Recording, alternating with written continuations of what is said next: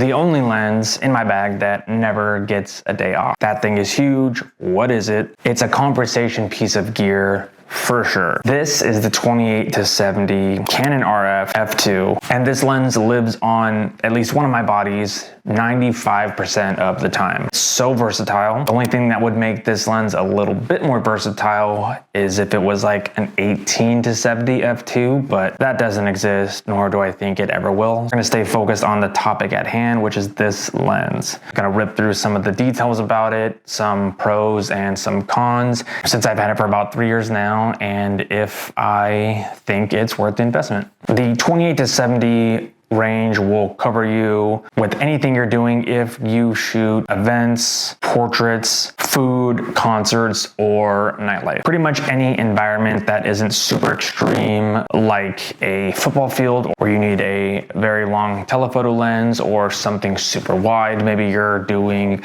interior shots for a venue or arena. Obviously save those specific situations for those specialty lenses. Everything outside of those extreme situations, this lens has got you covered. The f2 is the star of the show, really. Who is this lens even for? Run and gun environments like event coverage. You can shoot a whole event top to bottom without swapping any lenses.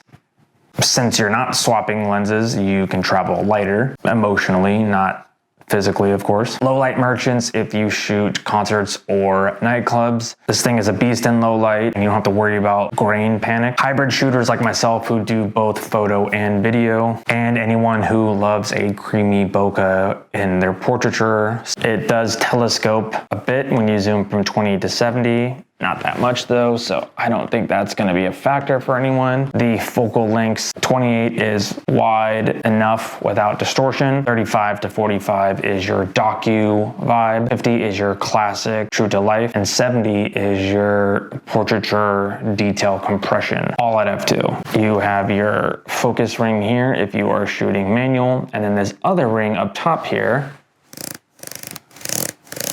is a customizable ring that comes on, I think, all the RF lenses. So this is a customizable ring. You could set it to adjust your ISO, aperture, or exposure compensation. Pretty handy feature to have on the lens itself.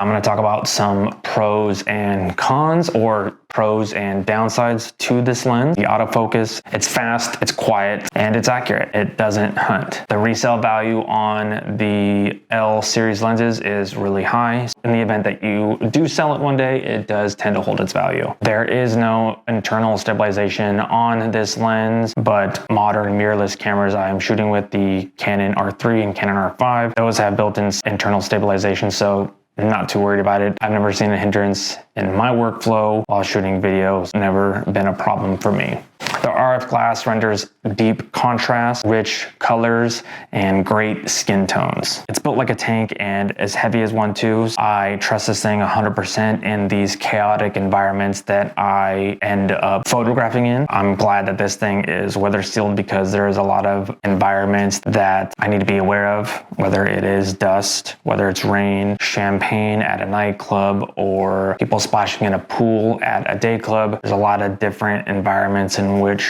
can really destroy your camera gear. I want to talk about a couple downsides to this lens.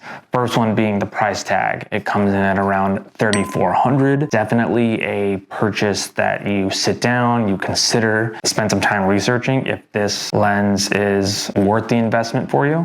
It is a heavy price tag. Speaking of heavy, this thing weighs about 3 pounds. It definitely wears on your wrist. My run and gun setup for events, the Canon R3 with this lens and my off-camera flash. It's a very heavy handheld setup. Definitely takes some getting used to the weight of this thing. Great lens, terrible for your wrists. Another downside is the filter size. This is a 95 thread, being a very big lens thread, and also something on the newer side of things. It's not a common size, so a lot of these lens filters companies don't make the 95 size thread that often. I've seen it more and more in recent years, but it is still a very uncommon thread size. I have some lenses from Prism Effects that fit this. Most of the time they're sold out or back ordered. Kind of a downside. It's kind of tough to find sizes for this lens. Hopefully in the future and moving forward, there will be more companies that do make 95 size threads, or other lenses in the future will also be 95 thread to kind of, move the market along. If you want one lens that does 90% of the work and gives you 110% in every frame,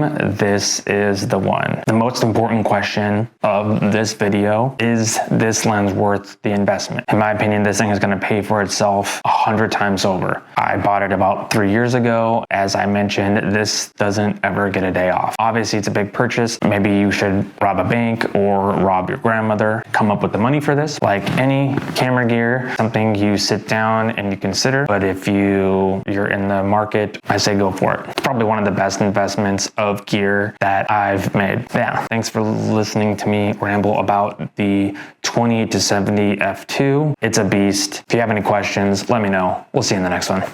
Cheers.